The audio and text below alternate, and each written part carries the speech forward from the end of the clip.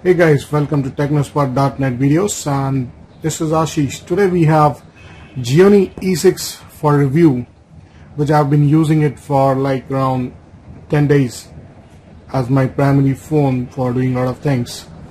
So I've come up with a detailed review and my views on various factors like gaming, music, display, how is the performance of the phone and all that after around 10 days of usage. That should be enough to figure out how the phone is performing.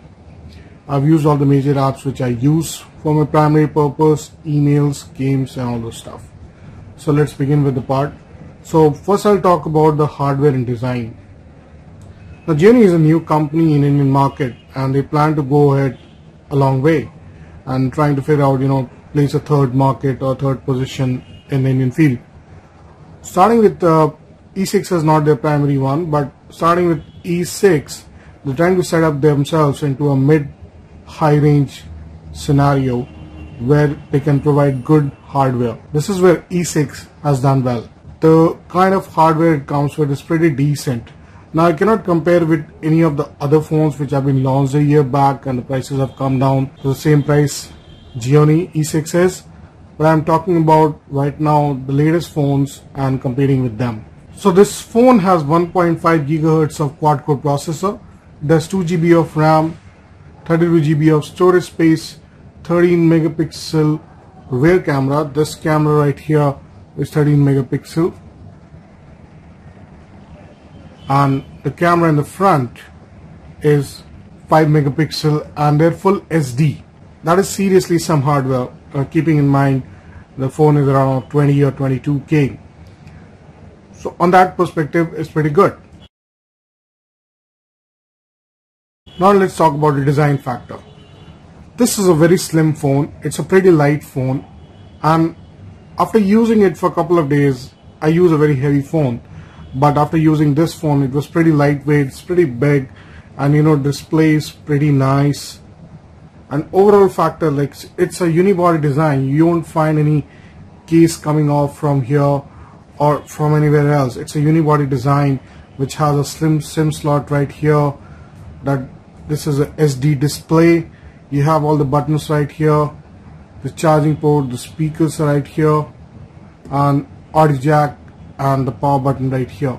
If I talk it from a very frank point of view, it reminds me of iPhone. It's an iPhone factor, a very slim design with a good build. That's seriously nice at this price range and keeping in mind the competition out there. So from design and hardware, this one is really good. The screen of Gionee E6 is made of OGS, that is one glass solution. So it's all made of one glass and the display is really rich and beautiful because it's a 1080p SD screen which you get at this price point. Now let's talk about the display part. The display of Gionee E6 is pretty nice. It's in fact impressive for me because it's a full SD screen. The screen actually feels good. So when you swipe around, it feels like, it's not AMOLED, but it almost feels like AMOLED. It's very smooth. There wasn't a problem when I was playing with the games on, swipe and touch and even accessing the application. And overall glow that comes out, or overall brightness and the color combination that comes out is really good. So when you start using your Gionee E6, the display will really impress you there. Screen quality, I told you, it almost feels like AMOLED to me. The AMOLED is, it's at par, but the screen quality here, it's soft, smooth. There was no moisture catching stuff. It's not a dust magnet. So from all those perspectives, display and screen quality is pretty nice. Now when I took it out on a daylight reading, it had good amount of blackness. The reflections are pretty less. Because this is one of the factors which I see in the mobile phone, that how it impacts a reader when he takes it out in a daylight and starts reading SMS and all those things. So for Gionee E6, that came out very nice. It wasn't reflective. A lot of absorption there. You will feel the blackishness behind the screen when you start using your or dark theme in the phone or in your apps. Secondly, it has a bit of reflection, but I'll let it go because that's the kind of reflection you can expect in this kind of phone, and that's very minimal, to be honest. However, when you turn it on to the auto brightness mode, you will see more reflection. So it's a good choice to keep it on a high bright mode when you are in sunlight reading. That should have been actually automatically configured, but that doesn't happen. So when you go out on sunlight, make sure you have brightness high so that you can see it clearly. It will consume a bit of battery, but that's the solution right now you have. Software and user interface. Gionee hasn't messed up much with the interface at all. They have done a bit of customization. Like you can see, this is a flat theme and there is a theme chooser that comes along. You can select a different theme and apply it accordingly, and it changes everything like you want it on your Android phone, the default Android stuff. But they haven't messed up with the performance when they change the customization. That's really important. I've seen many mobile phone developers or many mobile phone makers who change the themes and they really mess it up. They make it slow. But this wasn't the case with Gionee E6. They have done it very nicely here. Now I'll give you a brief overview of how the software user interface is. So this is what you see when you unlock your phone. So you have all your apps listed here. Sadly, there is no app drawer here. All the apps are listed right here. So everything is one place. Now we'll take a look at the settings part. So this is the one where you get all access to the quick settings: Wi-Fi, Bluetooth, GPS, data connection, timeout, auto rotation, and all those stuff. And if you go to settings, there's a different kind of setting. The first, it gives you access to some of the options which you will quickly choose. For example, LAN, then Bluetooth, data connection, ringtone, display, screen password, power saving, and all those stuff. Then you have all setting, which has also been customized. It's a different theme which gives you access to which usually Android has. So there's no change in that. Only the theme part or the look and feel part has been changed.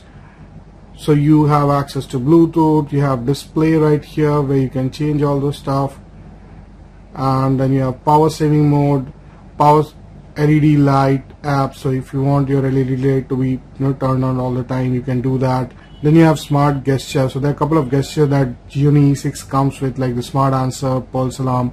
Probably will do another video for that.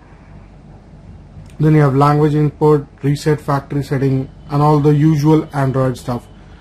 So overall interface has been customized. They have got a new theme which gives a fresh look to the Android, but there is no lag due to that. Performance. Now let's talk about a bit of performance, how Gionee E6 performed actually when I was using applications like Chrome or WhatsApp and Facebook applications and all. It all worked fine, but when I extended it to a measure where I overloaded, for example, my Chrome had like 30 tabs open and I had Facebook application running, Gtalk running, a game running in the background, it slowed down a bit. That's kind of expected, but on an average use, because I gave it to my wife to use it, I gave it to a couple of other users to use it to find out what are the first impressions that come out, and it actually turned out to be really well. You can see how quickly it launches the Chrome. There wasn't any problem here. Well, I'm in offline mode right now, so we'll just quit this. So on a regular usage, the app launches are fast. There isn't any problem, except when you go for a heavy usage, it might give a problem a little. Camera. So let's talk about the camera. A lot of users who have asked me about Gionee E6, how's the camera performance in low light, because after a couple of companies improved their low light performance, it has now become a de facto for users to ask how's the camera performing. So let me show you some examples of the camera, the picture I took. Go to gallery and I have a couple of pictures available. So this is the one I took. Let me just change the mode. So this is the one I took at my home. That's my son. So you can see the daylight photographs are good, and this is the macro which I really loved. You should see the details of the leaf and the thorns that has come up is really good. So daylight performance of the camera is really good. When you have bright light and all those stuff, it don't disappoint you. This is the one which I've taken in artificial light. It also came out nice. You can see the details on the edges and all, they are good. This is the one in daylight, but since it's dark inside my house, so it's just artificial light. This is the one I took in daylight and it came out nice. This is completely in daylight. Now that's my sun running, so when you actually zoom in, you'll find a little bit of shake right here. But overall, if I take a look at the image from this point of view, it's good. That's the one I took in my garden, so they came out nice. Again, the daylight photographs of this camera is very good. That's a running taxi. It came out pretty stable, so you can expect, you know, this kind of images when you do. This is again in daylight at the garden we have, and this is the one in motion. Let me pick up some low light one. Okay, this is the macro you should appreciate. That's a very good macro that has come out. This one. It came out to be really good. It has all the details it has captured in the macro. Now this is completely in dark using flash. So you can see it's all blurred out even when you have used the flash. This is completely in dark, the same picture in dark without flash. This is one bit of dark. This is completely in dark, and you can see that, you know, the object has been overexposed. That's the same object when used without flash.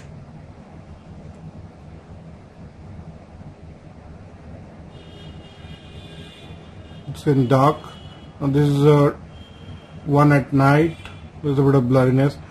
So overall, you can expect that Gionee E6 camera will perform well in daylight, but when it comes to low light camera or night photography, this won't work out that great.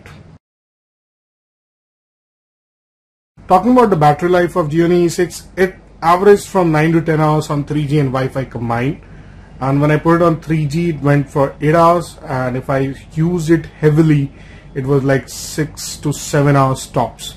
So even though it has 2000 mAh of battery life, the overall performance didn't tell that it has a 2000 mAh battery life. It's probably the hardware that is messing up somewhere, because it doesn't have a great hardware, so the overall performance and the battery life experience is poor.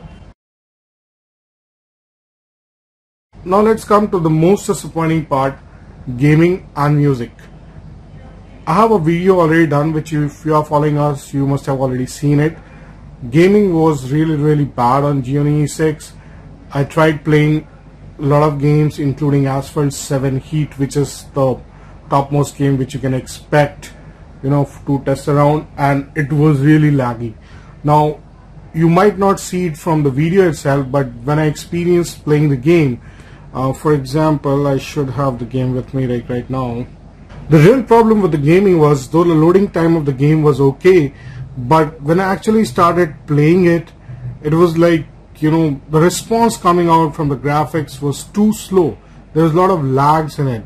So, for example, I'm going to play it. So you can see there's an obvious lag, you know, when the graphics or scene changes. Even the response which was coming while game playing was pretty poor. I mean, you know, the controls didn't respond the time when I wanted. So when I tilted from left to right, the response was coming out a bit late than expected, which makes gaming really tough for me. Even when you wreck the car, so let me see if I can go and wreck it somewhere. There you go. So even this response is slow compared to what I've seen on a similar hardware or even some other phones. So on this level, this really disappoints me. So if you're buying Gionee E6 from gaming performance, I would say please don't buy it. Talking about the music, so Gionee E6 has two speakers right here, which are like surround system kind of technology, which gives you a 3D impressions of the sound. But overall volume, the volume which one should expect from a phone is very low for Gionee E6.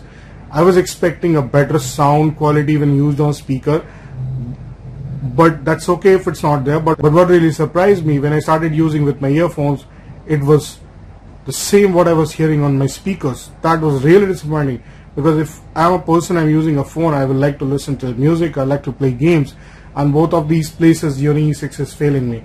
So Gionee has to do something about their hardware to push up the market a bit and let gaming and music do well on these kind of phones. That said, I'll conclude my review here. Now, Gionee E6 is a great device when it comes to display, hardware and all this stuff, but when it comes to gaming and music, it was really bad. So at the end, this mobile, if I talk about from the value for money point of view, the price should have been around like 16 to 18k and not more than that, because it's going to find competition with the hardware that was released last year like Nexus 4 and all those stuff, and even from competition from other mobile companies like Lava and Micromax. So this is overall my feedback. Now it's up to you to decide, if you want to buy this kind of phone or not. And there are a lot of questions that has to be answered, and I'd like to have some interaction with you. So please ask me some questions, and probably I'll come up with another video. I have this device for me for quite some time, and I'll be able to answer that. So thanks for watching, and please ask your questions. Thanks.